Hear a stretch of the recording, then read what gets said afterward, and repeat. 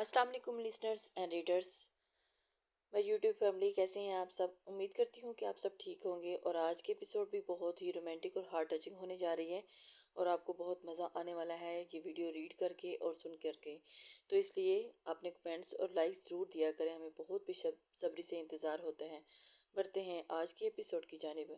अमीरा के निशान नज़र आए और उस निशान को अपने हाथ से छू के अचानक उसका दिल उन्हें अपनी लबों से छूने की क्या। तो अमीरा थोड़ा सा उसकी जानिब खिसकी और उसके बिल्कुल करीब होती आहिस्ता से अपने लब इन निशानों पर रखती, उन्हें अपने लबों से महसूस करने लगी थी, जिन जिन लबों से काजम खान ने उनको टच किया था। अकड़ू अमीरा अपना चेहरा उसकी गर्दन से उठाती उसके चेहरे के नकूश की जानिब देखती। काजम की कल वाली धमकी याद किए मुस्कुराती हुई बोली थी। अमीरा दिल ही दिल में मुस्कुरा रही थी। उसके काजम की हर हर अंदाज ही बहुत अच्छा लगा था। आप मुझे एक क्या हजार धमकियां भी दे दें, जितना मर्जी मुझे डरा लें, लेकिन मुझे खुद से दूर नहीं रख पाएंगे जब तक आपको आपके दिल में छुपी मोहब्बत को ना देख पाऊं। अमीरा ही अपने ही अंदाज में काजम खान से बातें कर रही थी। छुपी मोहब्बत का एहसास मैं करवा देती, तब तक मैं पीछे नहीं हटूंगी। अमीरा सरगोशी में ही कहती, काजम की दाढ़ी को अपने हाथ से सहलाती, आहिस्ता आहिस्ता उसके गाल पर अपने लब रखती, उन्हें नरमी से छूती और फिर पीछे हुई थी। काजम खान जो इस वक्त ब्लैंकेट के बगैर ही बेड पर लेटा हुआ था, वो काजम खान का नींद में होने का फ़ायदा उठाती उसके चेहरे के नकूश को देखती उसके और नज़दीक हुई थी, जबकि काजिम खान उसकी पहले ही टच पे जाग चुका था। बस वो देखना चाहता था कि अमीरा की गुस्ताखियाँ किस हद तक बढ़ती जा रही हैं। वो उसको महसूस करना चाहता था। माथे से अपनी शहादत की उंगली से लकीर खींची, वो आंखों के दरमियान तक लाती, उसकी दोनों आंखों को बारी बारी छूती, वो उंगली वहां से ट्रेस करती, उसकी नाक की टैब तक लाती, उसे टच कर रही थी और उसके चेहरे पर झुकी, वो नरमी से उसकी खड़ी मगरूर नाक को देख रही थी और अपने लबों से छूती हुई पीछे हुई, उंगली को नीचे उसकी मूंछों पर फेरती हुई वो उसके निचले लब तक आई थी और मूंछों तले छुपे उसके अनाबी लबों पर लाई और उंगली से हल्का हल्का उन्हें सहलाने लगी थी। अमीरा को मुकम्मल मुकम्मल मौका मिल चुका था इस वक्त। वो इस मौके को हाथ से गंवाना नहीं चाहती थी। वो अपनी उंगली उंगली नीचे उसकी थोड़ी पर लाती, उसकी मूंछों पर अपने लब रखती, उन्हें हल्का हल्का रब करने लगी। काजम की मूंछों की मीठी मीठी चुभन उसे अपने होंठों पर बहुत भली लग रही थी। वो उसके चेहरे पर झुकी आंखें बंद किए अपनी मस्ती में लगी हुई थी कि काजम जो कब से उसकी उसकी इन हरकतों को देख रही, सरगोशियों को अपने चेहरे पर उसकी की जाने वाली कार्रवाइयां महसूस कर रहा था और उसके लबों का लम्स और उसकी गर्म सांसें अपने चेहरे पर महसूस करता। उसने अपनी आंखें खोली, अपने चेहरे पर उसकी काली आंखों को झुकते हुए देखा और उसका दिल किया कि उसकी शरारत करते लबों को अपने लबों की कैद में लेते उनकी नरमाहट को खुद में उतार लें। ये क्या कर रही हूँ। अमीरा जो आंखें बंद की अपने मौज में लगी, काजम की भारी आवाज़ पर झटका खाकर उससे थोड़े फासले पर गिरी थी, ऐसे जैसे उसे करंट सा लग गया था। काजम खान जो उसकी इस तरह की अदाओं पर हैरान हो रहा था, वो उसकी नींद में सोए हुए का वो फ़ायदा उठा रही थी।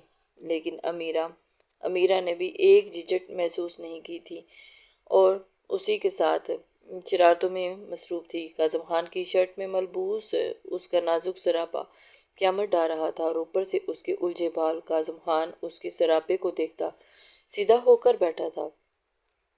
उसके अब सब्र की इंतहा हो रही थी कि उसकी नाजुकी जाओ उसके साथ इस कदर क़यामत खेजियाँ सरगोशियाँ कर रही थी। वो मैं ये रिमोट ले रही थी। अमीरा फौरन से उसे बेड से नीचे उतरती, बेड पर पड़ा एसी का रिमोट उठाती गोया हुई थी, जबकि काजम खान अच्छे तरीके से जानता था कि वो क्या कर रही है। रात को समझाएगी मेरी बात, लगता है तुम्हारी समझ में नहीं आई।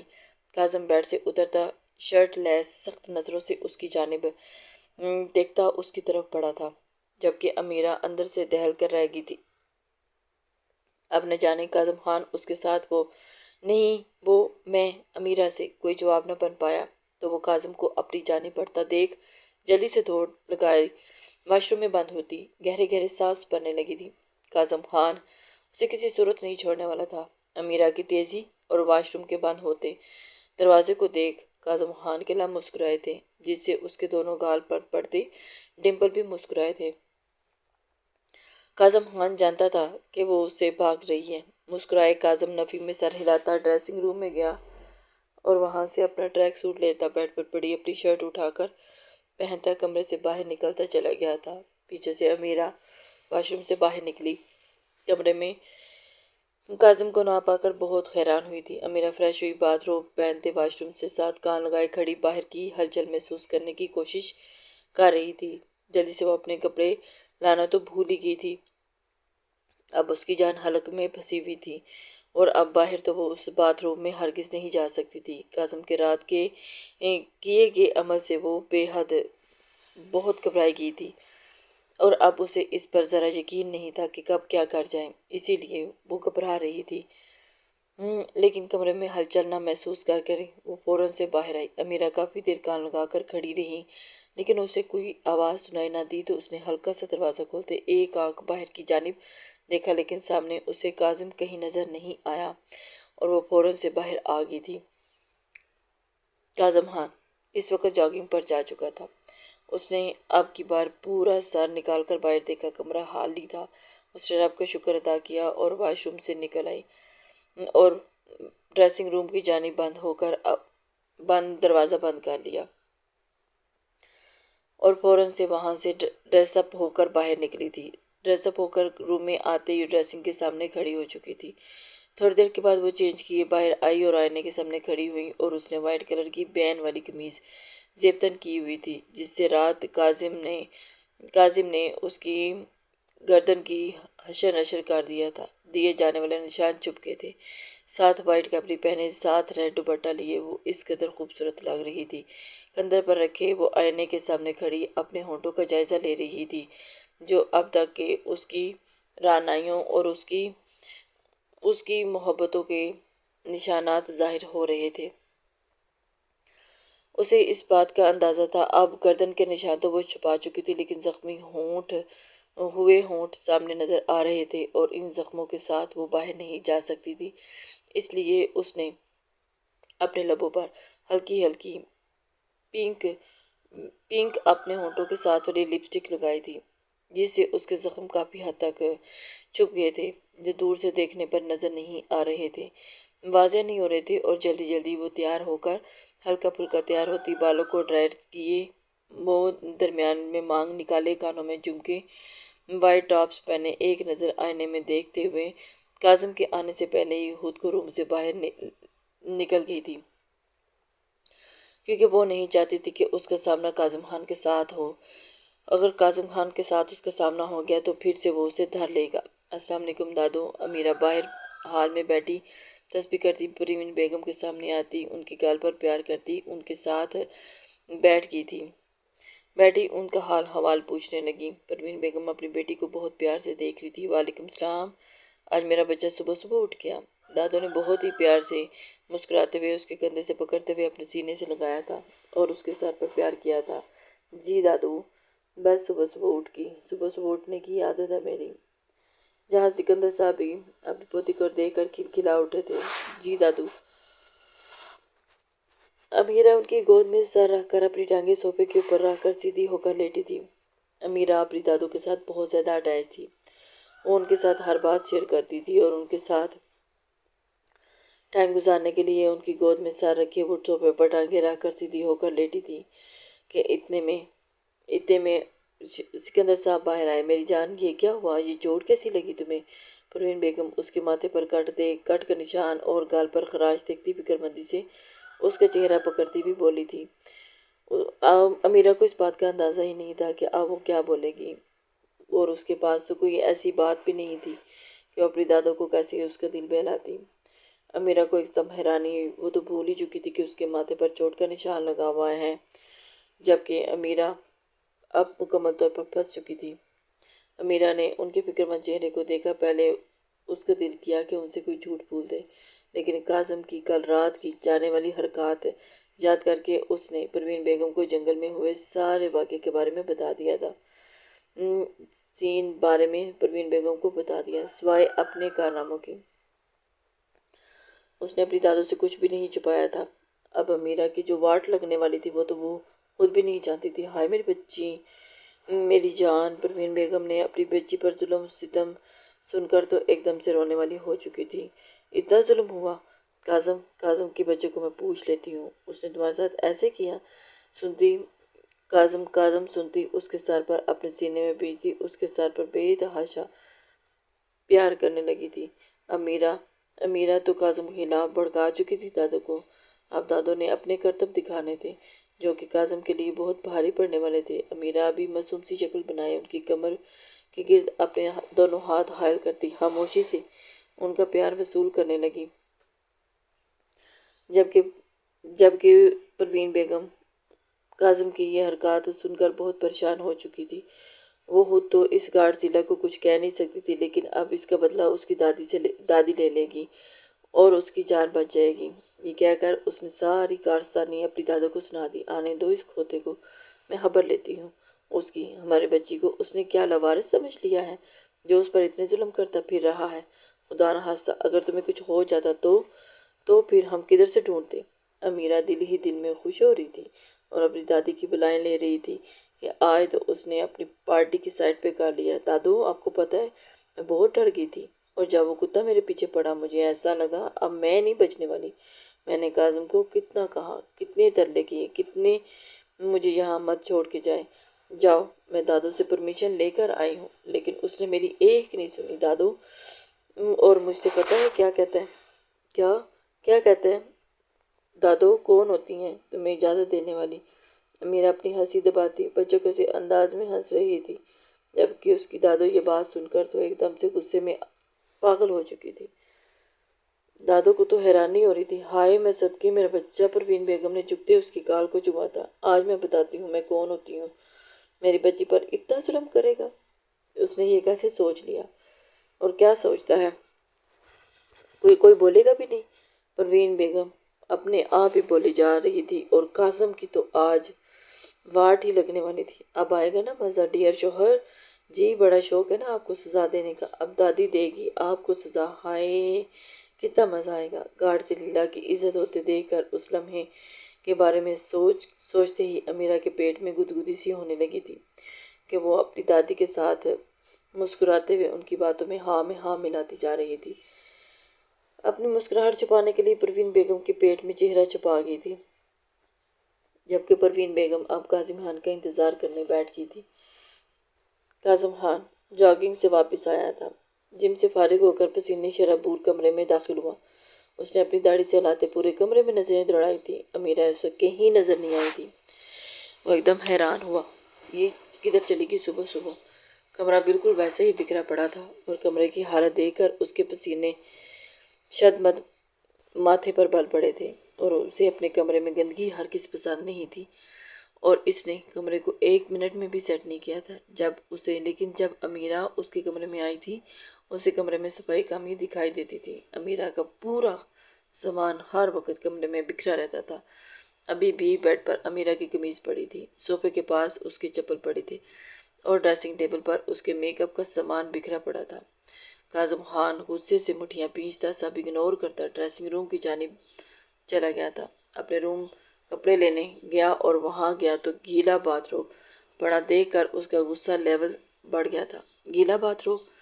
وہاں سے اٹھاتا وہ باہر آیا تھا اور چلانے لگا، امیرہ امیرہ امیرہ کدھر تم؟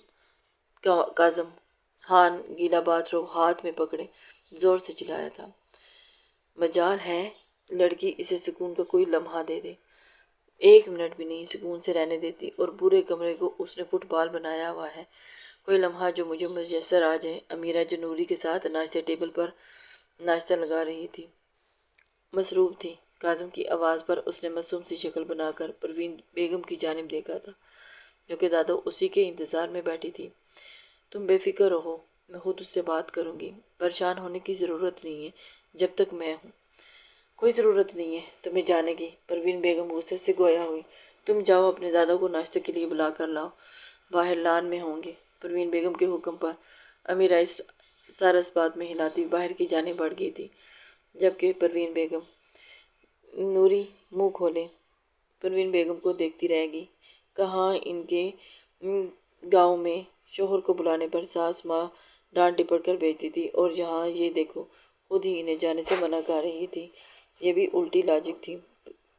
نوری بیگم صاحبہ کی طرف حیران ہو کر دیکھ رہی تھی کہ اپنی پوتی کو کیسی شے دے رہی ہیں، لیکن انہیں پتا تھا نا کہ اس وقت اپنے پوتے کو کیسی سزا دینی ہے۔ تم کھول کر کیا دیکھ رہی ہو؟ پروین بیگم منہ کھولے کھڑی نوری کو دیکھ کر بولی تھی۔ جی جی جی جی جی بیگم صاحبہ کچھ نہیں۔ میں تو جلدی سے ناشتہ ٹیبل پر لگاؤ۔ نہیں کچھ نہیں۔ نوری منہ بند کرتی وہاں سے کچن میں غائب ہوئی تھی۔ امیرہ کے آنے پر کاظم نے ہاتھ میں باتھ روب پکڑا ہوا تھا اور پھر اسے دکھا رہا تھا کہ یہ تم نے کیا کیا۔ اس کے بعد اس نے نپٹنے کا سوچا تھا کہ واش روم میں ہی فریش ہونے چلا گیا تھا۔ امیرہ کو تو کچھ سمجھ میں نہیں آ رہا تھا کہ اس کے غصے سے کیسا بچا جائے۔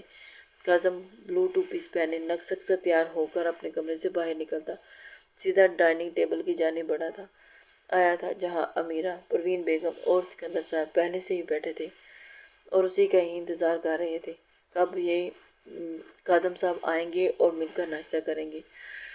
السلام علیکم۔ کاظم خان نے سب کو سلام کیا۔ سلام کرتا پروین بیگم کی جانب بڑھ گیا تھا اور اس کے سر پر پیار کرتا ان کے ساتھ والی چیئر پر بیٹھ گیا، جبکہ امیرہ سکندر صاحب کی بائیں جانب ان کے ساتھ بیٹھی ہوئی تھی۔ پروین بیگم اپنے بیٹے کو نقص تیار ہوتا دیکھ کر اسی کی جانب متوجہ ہوئی تھی۔ سکندر صاحب کے علاوہ کاظم کو سلام کا جواب کسی نے نہیں دیا۔ کاظم نے پہلے سخت نظروں سے پلیٹ پر جھکی امیرہ کو گھورا تھا اور اپنے ساتھ بیٹھی پروین بیگم کی جانب دیکھ رہا تھا۔ میری بیٹی کیون، خیریت؟ آج آپ میرے سے کچھ بات نہیں کر رہی؟ بیوٹی کن کو دیکھتے ہی وہ ایک دم سے بوکھلا سا گیا تھا کہ آج میری بیوٹی کن ٹھیک تو ہے نا؟ کاظم نے دادو پروین بیگم کی جانب دیکھا اور پیار بھرے لہجے میں پوچھتے ہوئے پروین بیگم کے بھرے بھرے گال کھینچے تھے۔ چھوڑ دو مجھے، ہاتھ لگانے کی ضرورت نہیں ہے۔ جس کے بدلے میں پروین بیگم نے سخت نظروں سے اس کی جانب دیکھا تھا، جبکہ پلٹ کر جھکی امیرہ کے پیٹ میں ہلکی ہلکی سی گدگدی ہونے لگی اور لب مسکرا رہے تھے۔ کاظم خان نہیں جانتا تھا کہ امیرہ نے کون سا رائتہ پھیلایا ہوا ہے، اور اب اس کے لیے تمہیں اس سے کیا، تم ہمارے لیے کوئی اہمیت نہیں رکھتے، اس بات کا اندازہ ہمیں کل ہو گیا ہے۔ پروین بیگم سرد لہجے میں گویا ہوئی تو سکندر صاحب نے بھی ان کی جانب نہ سمجھی سے دیکھا تھا کہ آج بیگم صاحبہ کو کیا ہو گیا۔ وہ پوتے کی کون سی وارڈ لگانے والی ہیں؟ اس کا کیا مطلب ہوا؟ آپ دونوں کی میری زندگی میں کیا اہمیت ہے، یہ مجھے آپ کو بتانے کی ضرورت نہیں، آپ اچھے سے جانتی ہیں۔ دادو نہیں، میں اچھے سے نہیں جانتی تھی، لیکن مجھے کل ہی اندازہ ہوا ہے۔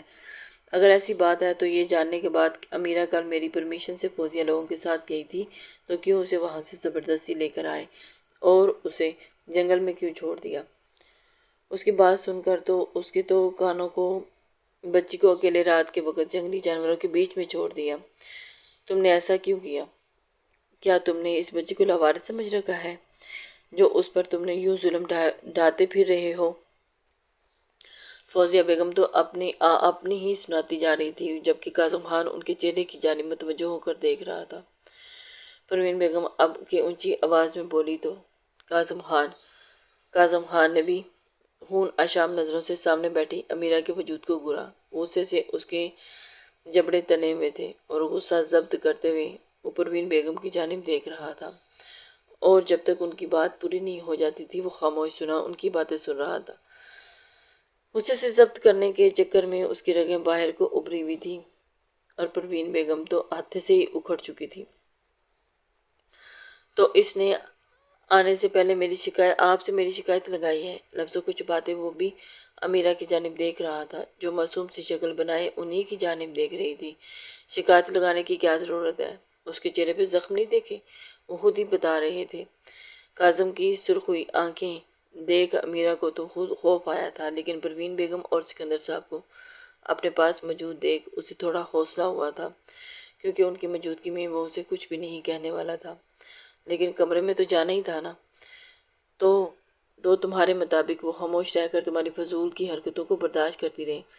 اور اس کے چہرے پر کتنی چوٹیں آئی ہیں۔ اگر اسے کل وہاں کچھ ہو جاتا تو پروین بیگم نے اسے پھر سے اپنی طرف متوجہ کیا تھا تو ہم اس کے ماں باپ کو کیا جواب دیتے؟ مان سے ہم اسے بیاہ کر لائے تھے اس گھر میں، اور تم نے اس کا کیا حشر کر دیا؟ پروین بیگم ابھی تک اس کا غصہ ٹھنڈا نہیں ہو رہا تھا۔ میری شکایت تو اس نے آپ سے کر دی، اپنے کارناموں کے بارے میں کچھ نہیں بتایا؟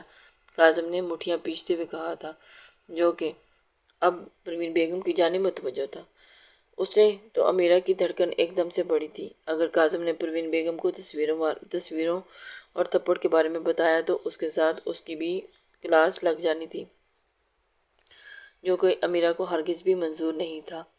اب تو امیرہ کو اپنی جان کے نالے پڑ چکے تھے۔ اب وہ کیا کرتی؟ کاظم ہمیں تو تم سے ایسی کسی حرکت کی امید نہیں تھی۔ اگر امیرہ نے کوئی غلط حرکت کر بھی دی تو پھر تمہیں اسے جنگل میں چھوڑ کر نہیں آنا چاہیے تھا۔ پروین بیگم ابھی بھی کاظم کے اوپر لتڑوڑ کر رہی تھی، اور امیرہ تو… سکندر صاحب نے خفا لہجے میں اس کی جانب دیکھتے ہوئے کہا تھا۔ کاظم خان بہت ہی غصے سے اپنے آپ کو اس نے سمیٹا ہوا تھا، اور امیرہ کو تمہاری پرمیشن سے پہلے ہماری پرمیشن درکار ہے۔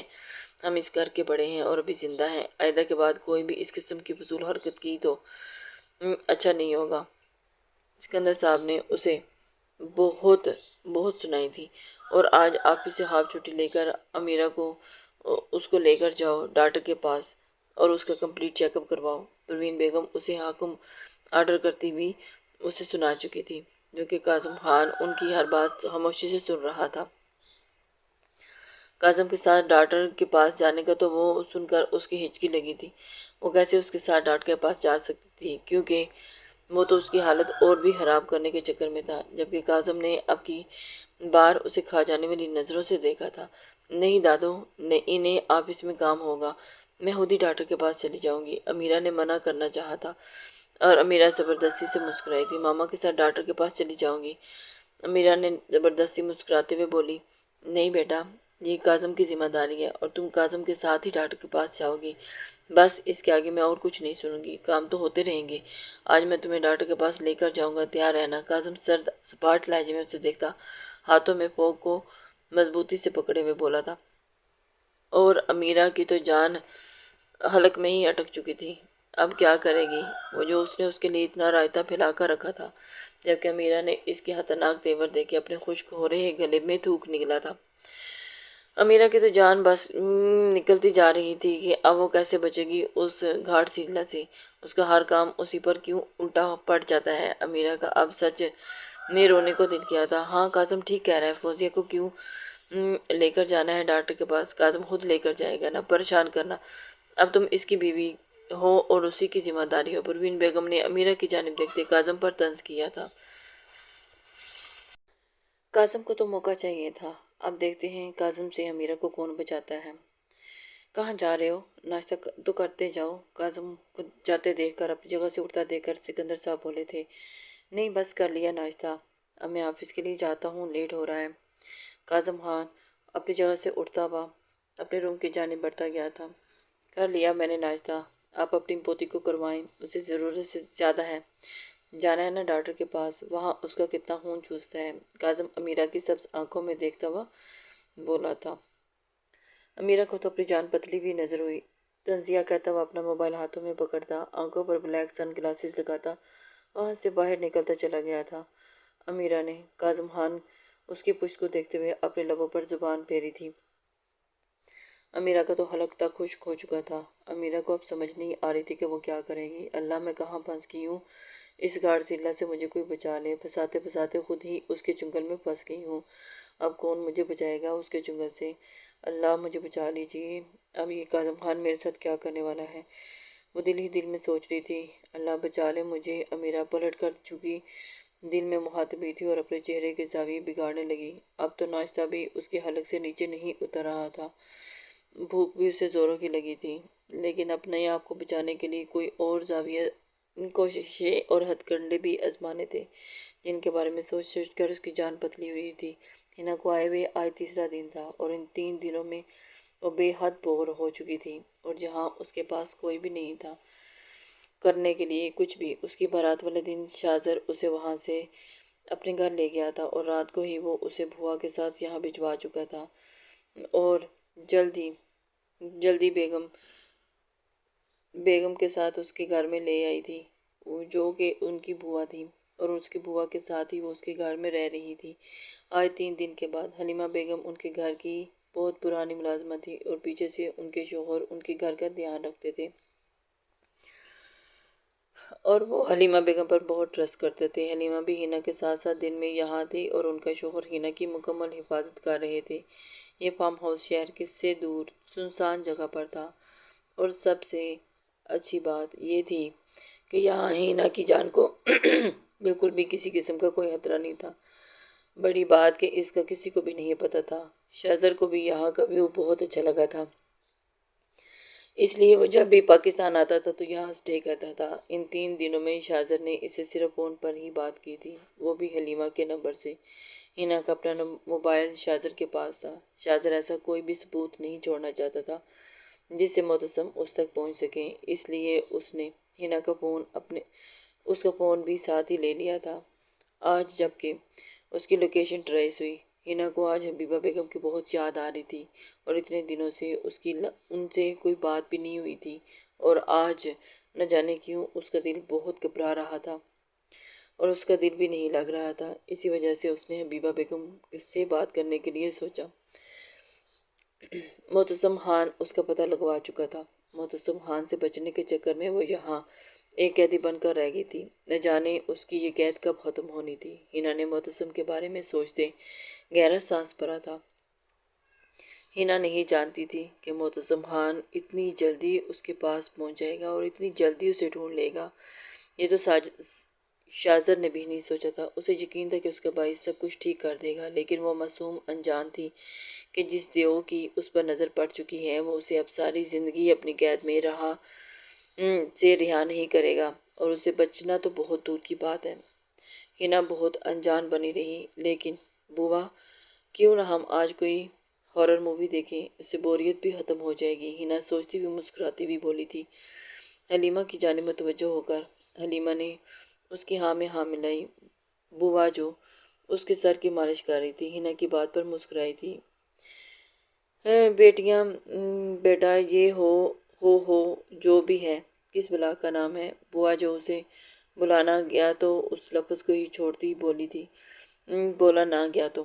ہاں ہاں ہاں بوا، اسے ہارر مووی کہتے ہیں، ڈراؤنی فلمیں جس میں جن بھوت ہوتے ہیں، چڑیلیں ہوتی ہیں، زومبی ہوتے ہیں۔ امیرہ ہنسی تھی۔ ہینا ہنستی بھی بولی، اور حلیمہ بیگم اس کی بات سن کر ایک دم سے ہنس چکی تھی، کیونکہ اسے تو ان باتوں کی پتہ ہی نہیں تھا۔ ہم سادے لوگ، ہم زومبی والی مووی دیکھتے ہیں، آپ کو اچھی لگیں گی؟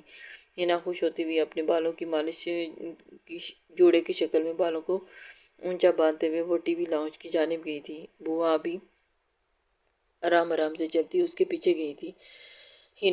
ہینا جلدی سے ٹی وی آن کر کے ایل سی ڈی آن کی اور پھر وہاں پہ بیٹھ گئی۔ بوا، ہینا، ہم یہاں پہ بیٹھ کر ہارر مووی دیکھتے ہیں۔ ہینا نے ایل سی ڈی پر مووی سلیکٹ کرتے ہوئے لائٹ آف کی، ریموٹ لیا، بوا کے ساتھ صوفے پر بیٹھی گود میں تکیہ رکھے مووی پلے کر گئی تھی، اور بہت ہی انٹرسٹ لے کر اس کو دیکھ رہی تھی۔ ہینا نے ایل سی ڈی ابھی مووی سٹارٹ کی تھی۔ All of us are dead movie کا نام تھا۔ اسے یہ مووی بہت پسند تھی۔ مووی لگائی تھی اور یہ مووی اسے بہت پسند تھی۔ مووی سٹارٹ ہو چکی تھی اور امیرہ مکمل طور پر مووی میں کھو گئی تھی، اور وہ یہ نہیں جانتی تھی کہ آج اس کے ساتھ کیا ہونے لگا ہے۔ تقریباً آدھے گھنٹے کی مووی گزر چکی تھی۔ ہینا اس قدر مووی میں کھوئی ہوئی تھی کہ اسے آس پاس کیا ہو رہا اس کا اندازہ ہی نہیں تھا کہ اچانک اسے اپنے گردن پر کسی کا ہاتھ رینگتا ہوا محسوس ہوا۔ ہینا ایک دم سے بوکھلا گئی۔ بوا نہ کریں۔ ہینا حلیمہ بیگم کا ہاتھ سمجھتی اپنی گردن تھوڑی پیچھے کی جانب کھسکا گئی تھی اور دوبارہ مووی میں مگن ہوئی تھی، جبکہ اس کے ساتھ بیٹھے انسان کو جیسے اس کا ہاتھ جھٹکنا پسند نہیں آیا، اور اس لیے اب کی بار وہ اس کے نزدیک ہوتا ہینا کی لمبی شفاف گردن پر جھکتا، گردن کی پچھلی سائڈ کی جانب زور سے دانت کاٹ گیا تھا۔ ہینا تو ایک دم سے بوکھلا کر رہ گئی تھی۔ وہ نہیں جانتی تھی کہ ہارر مووی کا اتنا بڑا اثر ہوگا۔ हिना अपनी गर्दन पर दांतों का दबाव महसूस करती एकदम चिल्ला उठी थी। उसे ज़ुम्बी ज़ुम्बी ज़ुम्बी आ आ आ आ अमीरा चीखती हुई चिल्लाती हुई एकदम से अपनी जगह से उछलती खड़ी हुई थी, जबकि न जाने अपने सामने मोतसम को खड़ा देखकर खौफ से उसका दिल तेज तेज धड़कता हुआ ऊपर नीचे होता हुआ पागल हो रहा था। हिना हिना तो देखकर उसने अपनी गर्दन पर दांतों के निशान महसूस किए, हाथ रखते हुए सोफे की जानिब देखा था, जहां मोतसम खान ब्लैक शर्ट पैंट पहने, ब्लैक ही शूज पहने सोफे पर टांग चढ़ाकर बैठा उसी की जानिब देखकर मुस्कुरा रहा था। हिना की तो जान हलक में अटक चुकी थी और हिना को ये अपना वहम लगा था। हिना ने दोनों हाथ अपनी आंखों पर रगड़ रगड़ कर दोबारा खोलकर सामने देखा तो उसे सामने मोतसम खान वहां ही बैठा नजर आया था। ये नहीं हो सकता, ये वहम नहीं हकीकत है। उसने आसपास बुआ को तलाशा तो बुआ उसे दूसरे सोफे पर आंखें बंद किए लेटी नजर आई थी। बुआ तो इस वक्त उसने बुआ को लौटा दिया था। इन्हें देख हिना की आंखें फिक्रमंदी से फैली थी। बुआ को क्या हुआ जो एकदम लेटी हुई है, बेहोश है? मोतसम उसकी पहली आंख को देखकर बोला। मोतसम खान को अपने सामने देख उसकी तो टांगों में जान ही निकल गई थी। वो यहाँ कैसे आया था, ये सोचे या पूछने का उसके पास बिल्कुल भी टाइम नहीं था। हिना बिना सोचे समझे उल्टे कदमों बाहर दरवाजे की जानिब भागी थी कि मोतसम अपनी मासूम बीवी को देखकर उसके पीछे गया था। किधर जा रही हो जाने मन, दुश्मने जाना? हिना उससे पहले के दरवाजे की दहलीज अबूर करती मोतसम ने कमर से पकड़ते उसे पीछे अपनी जानिब खींचा था कि हिना लड़खड़ाती हुई पीछे उसके सीने से जा लगी थी। मोतसम खान ने उसके पेट पर अपने बाजों की गिरफ्त मजबूत करते उसे अपने सीने से जोर में पींचा था। हिना को तो यकीन ही नहीं आ रहा था कि ये देव उसके पीछे तक आ चुका है। हिना उसकी इस कदर सख्त गिरफ्त पर दर्द से आंखें मींची थी और उसके हाथ से मुक्के बनाती अपने पेट पर लपेटे उसके बाजुओं पर जोर जोर से मारती खुद को छुड़वाने की कोशिश करने लगी थी, जबकि मोतसम खान उसे छोड़ने के लिए तो नहीं उसने पकड़ा था। जहाँ और कितना भागना चाहती हो? मोतसम ने उसके कान के पास सरगोशी करते हुए अपने गर्म सिगरेट की स्मेल शुदा सांस को उसके कान पर छोड़ते कान की लो को जोर से अपने लबों के बीच में दबाया था। हिना की तो जान हलक में ही अटक चुकी थी। प्लीज मुझे छोड़े, मुझे जाने दें। हिना मुसलसल हाथ पांव चलाती उसकी गिरफ्त में मचलती खुद को उसकी कैद से छुड़वाने की कोशिश कर रही थी, लेकिन मोतसम खान एक जुनून था, एक इश्क था। कहाँ जाना चाहती हो? अभी तो मैंने अपने लबों से तुम्हारे वजूद को महसूस भी नहीं किया। हिना तो तड़प कर रह गई थी। होंठ उसकी गर्दन पर रखते हल्के से रब करता वो गर्दन पर गर्म सांसें छोड़ता खुमार आलूद लहजे में बोला था तो अपनी गर्दन पर उसके लबों की जिसारतों पर हिना का हरकत करता वजूद एकदम साकत हुआ था। उसके जिस्म से तो जान बिल्कुल ही निकल चुकी थी। अभी तो 3 दिनों में मैंने तुम्हारी याद में सिगरेट से अपना दिल जलाया है, इसका हिसाब देना बाकी है। अभी तो अपने लबों से तुम्हारे वजूद पर बरसात करना बाकी है। अपनी दाढ़ी को उसकी गर्दन पर रब करता हुआ वो उसके वजूद की खुशबू में गहरे गहरे सांस भरने लगा। अभी तो तुम्हारे नर्म लबों को अपने दांतों में दबाकर उस पर काटने के निशान छोड़ना बाकी है। उसकी शहरक पर दांतों का दबाव बढ़ाता वो उसे मजीद खुद में पींच गया था, जबकि उसकी बेबाक बातों पर हिना की जान आदी हो गई थी। अब तो उसमें मज़ाहमत करने की हिम्मत भी बाकी नहीं रही थी। उसकी टांगें और हाथ लरज रहे थे। मोतसिम खान ने मुकम्मल इरादे के साथ और उसकी जान उस पर गुस्सा कर लें, लेकिन अपनी जानलेवा बातों से उसे बेजान न करें। मोतसिम खान ने उसे बावर करवाया कि वो उस पर गुस्सा कर सकती है, लेकिन इस तरह निडाल हालत में नहीं, जानदार हालत में। अभी तो तुम्हारे उस कातिल तिल का जायका चखना बाकी है। अपना दूसरा हाथ हिना के सीने के गिर्द बांधते वो मुकम्मल उसे खुद में समाने की कोशिश करने लगा। वो 2 दिन हिजर सहा था, अब सब्र कैसे आता। अभी तो तुम्हारे सीने की नरमाहट को भी महसूस करना बाकी है। सरगोशी करते लब उसकी गर्दन पर अपना लम्स बिखेर रहे थे। معتصم خان اپنے محبوب کے پاس اس کی قربت کے نشے میں گھو رہا تھا۔ معتصم پلیز بس کر دیں، ہنا کی برداشت جواب دے گی تھی اور آنسو اس کی آنکھوں سے بہنے لگے تھے، جسم پورا بے جان ہو چکا تھا۔ لیکن معتصم خان یہ کبھی بھی برداشت نہیں کر سکتا تھا کہ 2 دن اس سے دور اس پاک انسان نے لفظوں سے ہی اسے بے حال کر دیا تھا کہ اگر اپنی کئی باتوں پر عمل کرتا تو وہ شاید مر ہی جاتی۔ ہنا تو نڈال ہو چکی تھی، ہنا کے جسم سے جان نکل چکی تھی۔ تمہاری آنکھوں میں آنسو مجھے برداشت نہیں، جانے جہاں، اس لیے انہیں میرے سامنے ہرگز مت بہنے دینا۔ اس کی کمر اور سینے کو اپنی گرپ سے آزاد کرتا، اس کا رخ اپنی جانب کرتا، اس کا چہرہ اپنے دونوں ہاتھوں میں بھرتا، باری باری دونوں آنکھوں پر اپنے لب رکھتا بولا تھا، جو کہ ہنا کے لیے یہ بہت بڑی بات تھی کہ ہنا کے بہتے آنسو رکے اور اس کی جانب دیکھنے لگی۔ وہ متواتر اسی کی جانب دیکھ رہی تھی کہ یہ کیسا انسان ہے جسے میں نے 1000 بار کوشش کرنے کے باوجود بھی وہ پھر بھی مجھے آنکھوں کو چومنے کے بعد اس نے اس کے گالوں پر ٹھہرے آنسوؤں کو باری باری چنا تھا، اور اب وہ چاہتا تھا کہ ہنا کے آنسو سے ایک بھی آنسو نہ نکلے۔ پلیز مجھے جانے دیں، مجھے آپ سے ڈر لگ رہا ہے، ہنا نے اس سے التجا کی۔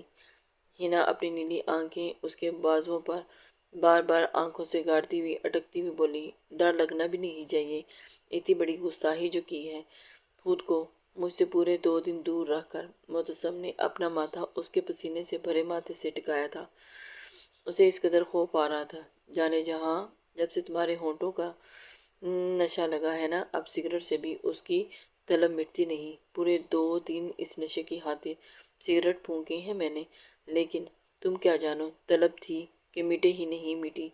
ہنا کی گردن میں ہاتھ ڈالتا، اس کے لبوں کو اوپر کی جانب کرتا، وہ اس کے نرم و ملائم لبوں کو آہستہ سے چھوتا پیچھے ہوا تھا اور گھور کر ہنا کی نیلی آنکھوں میں دیکھا تھا جو پہلے سے اس کی جانب دیکھ رہی تھی۔ لبوں پر کیا لگایا ہے؟ معتصم اپنے منہ میں گھولتے کڑوے ذائقے کو محسوس کرتا ہوا گویا ہوا تھا۔ ہنا نے اس کے چہرے کے بگڑتے زاویے کو دیکھ کر اپنے نیچے لب پر زبان پھیری تو اسے بھی کڑواہٹ محسوس ہوئی تھی، پر اسے سمجھ نہیں آئی کہ یہ کڑواہٹ کس چیز کی ہے۔ اسے پھر بھوا کا دیا لپ بام یاد آیا جو صبح ہی بھوا نے اسے بنا کر دیا تھا اور ہنا نے اسی وقت ان سے لیتے اپنے لبوں پر لگا لیا تھا۔ بولو کیا لگایا ہے ان پر؟ معتصم اب غصہ آیا تھا۔ وہ بھوا کا ایلو ویرا کا بنایا ہوا لپ لام لگایا ہے، ہنا اپنی نیلی آنکھیں جھپکتی ہوئی بولی تھی۔ کیا میں نے منع بھی کیا تھا نا کہ مجھے تمہارے ہونٹوں پر کچھ بھی نہیں لگنا چاہیے، تمہیں کیا ضرورت تھی اتنا گندا لپ بام لگانے کی؟ اگر ہونٹ خراب ہو گئے تو؟ معتصم اب کے ہونٹوں کی فکر ہوئی تھی کہ ہاتھ کے انگوٹھے سے اس کے لبوں کو ہلکا ہلکا رب کرتا ہوا صاف کرنے لگا تھا۔ ہنا تو اس کی اس حرکت پر حیران ہو رہی تھی، کیسا ہی شخص ہے یہ، بوا کے لپ بام سے نہیں، آپ کے اس طرح کرنے سے میرے ہونٹ خراب ہو گئے ہیں۔ کیا میرے چھونے سے تمہارے لپ خراب ہو گئے ہیں؟ وہ ایلو ویرا کا لپ بام ہے جو ہونٹوں کے لیے بہت اچھا ہوتا ہے۔ ہنا معتصم کا ہاتھ اپنے لبوں سے جھٹکتی ہفکی سے بولی تھی، تم میرے سامنے اس 2 ٹکے کے لپ بام کی حمایت کر رہی ہو؟ معتصم اس کی گردن پر دباؤ بڑھاتا ہوا اسے جھٹکے سے اپنے چہرے کے اور نزدیک کیا اور اسے یہ بتانے لگا کہ میرے آگے میرا ہاتھ جھٹکنے کی کوشش بھی مت کرنا، مجھے بھائی کے پاس جانا ہے پلیز۔ ہنا اپنی گردن پر رکھے اس کے ہاتھ پر اپنا ہاتھ رکھتے کیوں مجھ سے دور جانا چاہتی ہو؟ مجھے آپ سے ڈر لگتا ہے، ہنا اس کے ہاتھ پر دباؤ بڑھاتی ہوئی اس کی براؤن آنکھوں میں دیکھتی ہوئی بولی تھی۔ معتصم اسے اپنی آنکھوں سے 1 منٹ کے لیے بھی دوری برداشت نہیں کر سکتا تھا۔ مجھے ڈر لگتا ہے، یا میری محبت سے؟ اپنی ناک اس کی ناک سے سہلاتے اپنی گرم سانسیں اس کے ہونٹوں پر چھوڑتے ہوئے اس نے پوچھا تھا۔ ہنا کو اس بات کی سمجھ ہی نہیں تھی وہ کیا بتاتی، دونوں سے ہنا اس کی سانسوں میں سانسیں بھرتی ہوئی سرگوشی میں گویا ہوئی تھی، جبکہ معتصم اسے بغور دیکھ رہا تھا، اس کی معصومیت بھرے چہرے کو جو کہ اسے پہلی ہی نظر میں بھا گیا تھا۔ اس کے بغیر ایک سانس لینا بھی اس کے لیے مشکل تھا۔ معتصم نے اپنا چہرہ اس کے چہرے سے اٹھاتے اس کی نیلی پانی سے بھری آنکھوں میں دیکھا تھا۔ معتصم کو اس وقت اس کے چہرے پہ بہت پیار آ رہا تھا۔ تمہیں مجھ سے ڈر لگتا ہے، اس لیے تم مجھ سے دور جانا چاہتی ہو، اور میں تم سے محبت کرتا ہوں، اس لیے میں تمہیں اپنے پاس رکھنا چاہتا ہوں، ہمیشہ اپنے پاس۔ ایک منٹ کے لیے بھی دوری برداشت نہیں کر سکتا۔ ہنا کی جانب متوجہ ہو کر وہ گویا ہوا۔ معتصم ہاتھ کے انگوٹھے سے اس کی پلکوں کی جھالر کو چھیڑ چھاڑ کرتا ہوا پرسوچ انداز میں گویا ہوا تھا۔ معتصم خان کو اس کا یہ معصومانہ انداز دل کو بھا گیا تھا۔ معتصم خان نہیں چاہتا تھا کہ وہ اس سے ڈرے۔ تو کیوں نہ ہم دونوں ایک کانٹیکٹ کر لیتے ہیں؟ معتصم خان نے کچھ سوچتے ہوئے اس کی جانب ایک کانٹیکٹ کی بات کی تو ہنا متوجہ ہو کر اس کی بات سننے لگی۔ کیسا کانٹیکٹ؟ آنکھوں سے انگوٹھے کو اس کے گال پر لاتے اس کے گلابی پھولے گالوں پر ہلکا ہلکا انگوٹھا سہلاتے اس کے نرماہٹ کو محسوس کرتے ہوئے گویا ہوا تھا۔ ہنا اس کی بات سن کر ہی آنکھیں گول گول گھمانے لگی تھی۔ کیسا کانٹیکٹ؟ تمہیں 1 مہینہ میرے ساتھ رہنا ہوگا۔ اگر اس 1 مہینے میں بھی تمہیں مجھ سے محبت نہ ہوئی یا میرے سے ڈر لگا اور تمہیں ایسا لگے کہ مجھے اب میرے ساتھ نہیں رہ سکتی، تو میں تمہیں اس رشتے سے آزاد کر دوں گا، لیکن اس سے پہلے ایک دفعہ بھی نہیں، تمہاری کوئی بات نہیں سنوں گا۔ معتصم خان اسے اپنی بات سامنے رکھ چکا تھا۔ معتصم خان ہنا کے لبوں کو اپنے لب رکھتا ہوا بولا، جبکہ اس کے لبوں کی حرکت اپنے لبوں پر محسوس کرتے ہنا کے ہونٹ اور گلا ایک دم خشک ہوا تھا۔ اس نے زبان پھیر کر اپنے ہونٹوں کو تر کرنا چاہا تھا، لیکن معتصم کے لب اپنے لبوں پر جمے دیکھ کر اس نے اپنی خواہش اپنے دل میں ہی دبا دی، لیکن معتصم خان نے اس کے خشک ہونٹوں سے محسوس کرتے ہوئے ان پر زبان پھیرتے انہیں تر کیا تھا، جس سے ہنا ایک دم سے تھرتھراہٹ سے کانپ گئی تھی اور اس کا ایک بار پھر منہ کڑوا ہوا تھا۔ کتنی شدید طلب تھی اسے ان ہونٹوں کی پینے کی، لیکن ظالم ان ہونٹوں کے ساتھ ساتھ اس پر بھی ظلم ڈھا رہی تھی۔ وہ سیکنڈ میں ہی اس کے ہونٹوں کی اس طلب کو، اس کڑواہٹ کو خود میں سمیٹ لیتا، لیکن اس کے لپس پر جو لپ بام لگا تھا وہ اس قدر کڑواہٹ تھا، اس کے ڈر کی وجہ سے وہ ایسا نہیں کر پا رہا تھا، ورنہ وہ تو ارادہ اس کے ہونٹوں پر اپنے ہجر کی ایسی داستان لکھنے کا تھا جسے دیکھ کر وہ دوبارہ کبھی اس سے دور جانے کا سوچتی بھی نہیں، لیکن دن ہی دن میں سوچ بیٹھا تھا کہ اس کے اوپر اب جبر نہیں، اس کے اوپر اب صبر کے ساتھ کام لینا چاہتا تھا۔ معتصم کی زبان کا گرم لمس اپنے ہونٹوں پر محسوس کرتی ہنا کی نیلی آنکھیں پھیلی تھی، گل میں کانٹے چبھنے لگے تھے اور دل دھڑکتا پاگل ہونے لگا تھا۔ آپ سچ کہہ رہے ہیں نا، مجھے پھر آزاد کر دیں گے نا؟ اس نے کہا۔ ہنا اٹکتی لفظوں کو بمشکل ہی اپنے ادا کرتے ہوئے بولی تھی۔ معتصم اس کی طرف دیکھتے ہوئے، ہاں سچ میں تمہیں آزاد کر دوں گا، اگر تمہیں مجھ سے محبت نہ ہوئی تو۔ معتصم خان نے تو پر خاصا زور ڈالتے ہوئے کہا تھا۔ معتصم جانتا تھا کہ ایک دفعہ یہ حامی بھر لے، پھر اس کے بعد میں دیکھتا ہوں کیسے اس کو مجھ سے محبت نہیں ہوتی۔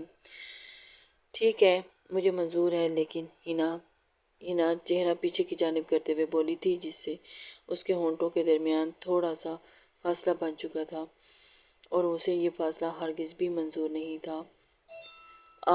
آپ اس 1 مہینے میں میرے نزدیک نہیں آئیں گے؟ اگر یہ بات منظور ہے تو پھر میں آپ کی بات ماننے کے لیے تیار ہوں۔ معتصم خان، اس ٹائم والا نزدیک نہیں آؤں گا، لیکن چھوٹی موٹی گستاخیاں کرنے سے تم مجھے روک نہیں سکتی۔ معتصم خان مسکراتے ہوئے اس کی جانب دیکھ کر گویا ہوا تھا اور اس کی گردن پر جھکا اس کی شہرگ والی جگہ کو اپنے ہونٹوں میں دباتا زور سے سک کر گیا تھا کہ ہنا نے اپنی نیلی آنکھیں پھیلا کر اس کی جانب دیکھا تھا۔ ہنا کو تو یقین ہی نہیں آ رہا تھا۔ نہیں، آپ ایسا کچھ نہیں کریں گے، دیکھ لیجیے گا، ورنہ میں یہ کانٹیکٹ توڑ دوں گی۔ ہنا نے اس کی جانب اس کے لمس پر خائف ہوتی گویا ہوئی تھی۔ یہ تو بات کی بات ہے، ابھی کے لیے مان جاؤ۔ یہ ناممکن ہے، جانے جہاں تمہارے پاس ہوتے ہوئے میرے ہونٹ تمہارے تمہارے لمس کے لیے نہ وجود کے لمس سے تڑپتے رہے، اور اب اتنا بھی تو نہیں میں شریف، معتصم کہتا ہوا ہینا کی تھوڑی کو زور سے اپنے ہونٹوں میں دباتا، جھکتے اسے گود میں اٹھاتا، اسے ایک کمرے کی جانب بڑھاتا جہاں اس وقت کوئی بھی نہیں تھا۔ یہ کیا کر رہے ہو؟ چھوڑو مجھے۔ ہینا نے اس کی جانب افتاد پر بوکھلاتی ہوئی اس کی گود سے نیچے اترنے کی کوشش کرتی ہوئی تڑپتے ہوئے مچلنے لگی تھی، لیکن معتصم خان اسے اپنی گود میں اٹھا کر روم کی جانب لے کر چلا گیا تھا۔ معتصم اس کی مزاحمت کو خاطر میں لائے بغیر، اس کی سنے بغیر ہی اسے ایک روم میں داخل ہوا تھا جہاں اس وقت کوئی بھی موجود نہیں تھا۔ پاؤں سے روم کا دروازہ بند کیے وہ بیڈ کی جانب بڑھا تھا۔ معتصم خان ہینا کو آرام سے بیڈ پر بٹھا کر اسے اس کی جانب متوجہ ہوا تھا، کمرے کی تمام کھڑکیاں بند کرتا ہوا، ان پر پردے گراتا ہوا، لائٹ آف کرتا ہوا، نائٹ بلب جلاتا ہوا واپس ہینا کی جانب آیا جو اب گھبرا کر اپنی جگہ سے اٹھ کھڑی ہوئی تھی۔ یہ کیا کر رہی ہیں آپ؟ ہینا کو کچھ سمجھ نہیں آ رہا تھا کہ معتصم کیا کرنے جا رہا تھا۔ کچھ نہیں، جانے جہاں سے تھوڑی دیر کے لیے محبت کرنے لگا ہوں۔ گھبراؤ نہیں، کچھ نہیں کرنے والا، بس کچھ دیر تمہاری باہوں میں سونا چاہتا ہوں، تمہارے سینے پر سر رکھ کر تمہیں محسوس کرنا چاہتا ہوں۔ پچھلے 2 دن سے میں سویا نہیں، اب مجھے اب سونا ہے۔ معتصم بیڈ پر بیٹھتا اپنے بازو میں شوز اتارنے لگا تھا اور اپنے پاؤں سے